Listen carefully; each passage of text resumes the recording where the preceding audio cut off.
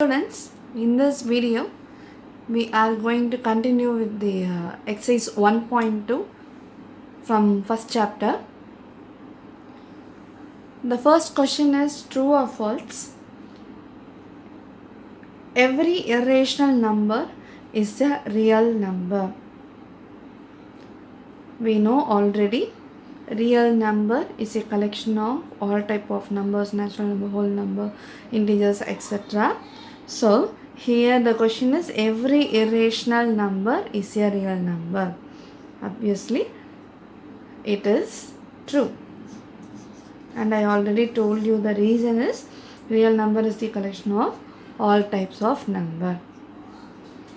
Every point on the number line is of the form root m, where m is a natural number. So here number line we have both positive and negative, and we know already minus infinity to infinity, and I am just plotting few points: minus 4, minus 3, minus 2, minus 1, 0, 1, 2, 3, etc. What is given? Every point on the number line is of the form root m. There are two things to note. First one is we cannot have minus inside the root. For example, if we have minus root 4, we cannot have the value on the number line, or this value cannot be found. So if it is minus root 4, that is minus is outside the root, then we can write as minus 2, or whatever the number it may be, we can find the value and we have the minus sign. But if minus is inside the root, the value cannot be found. There is a method to do, but for your standard you have to remember this alone. If minus is inside the root, the value cannot be found, and if it is outside the root, then no problem. As usual, we will find the root and we will have this minus in front. And the next thing is they have given the natural number. We know natural number is a positive number that starts from 1. But in the number line we have negative numbers also. Since in the number line we have the negative numbers and natural number does not include the negative number, we can write the answer as false. The reason you can write is number line comprises of negative and positive numbers, and natural number contains only from 1 to infinity, that is positive numbers. The given statement is false. Every real number is an irrational number. This is the vice versa of the first subdivision, that is every irrational number is a real number. I already told you real number is a collection of all types of numbers, but irrational is that which doesn't have a terminal decimal expansion. But real number have integers, have whole number, have natural numbers, etc. That is not in irrational number. So the given statement is false. We can write all irrational numbers are real number, all natural numbers are real numbers, or all rational numbers are real numbers, but we cannot write every real number is an irrational number, or every real number is a rational number, or every real number is a whole number. That vice versa statement is not true. Second question, are the square roots of all positive integers irrational? If not, give an example of the square root of a number that is a rational number. In the previous sum itself we saw square roots only for the positive integers they have mentioned here, and they have asked all the square root numbers are irrational. If they are not irrational, show the example. We have root 1 is 1,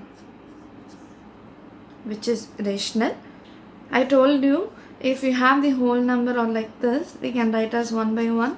If we have 1.25, we can write as 125 by 100.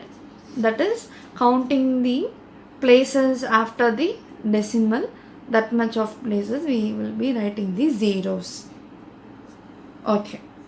Root 2 is 1.414, etc. So this is irrational. It is not, we don't have repeating digits. What is meant by repeating and non-repeating now? If we have 1.414, 414, 414, if we have like that, only 414 is repeating, we can write in this form, just a bar on the number.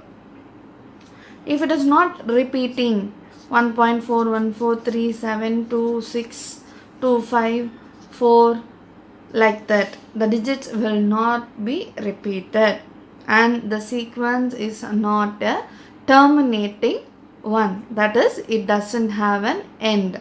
Whereas 1.25 have an end, we can say it is a rational number where we can write in this P by Q form. Here also, if the decimal expansion is not terminating, but if the digits are repeating, then also we can convert to rational number, that we will be seeing in the upcoming exercises. If the decimal expansion is not terminating and the digits are not repeating, we can say it is irrational number. So root 2 is like that kind, where the digits get not repeated and the decimal is not a terminating one. Root 3, same way, 1.732, etc.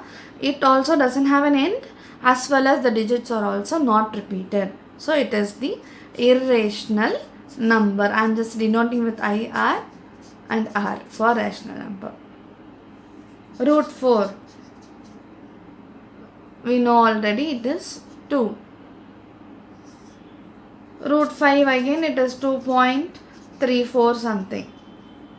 Again it is a non-terminating and non-repeating digits. It is a irrational number. I can root 6. If we have root 9, that is 3. So these are all rational numbers. Root 10, again it is irrational. Root 16, root 25, root 64, root 81, root 100 are all rational numbers as they are perfect squares. So I can have, if the number is a perfect square inside the root, then it is a rational number. The number which are not the perfect squares, example root 6, root 2, root 5 or root 11, which are all not a perfect square, they are all irrational number. So we can conclude all the square roots of all positive integers are not irrational. As we saw, some are irrational and some are rational. In the next video, we will continue with the other exercise. Thank you.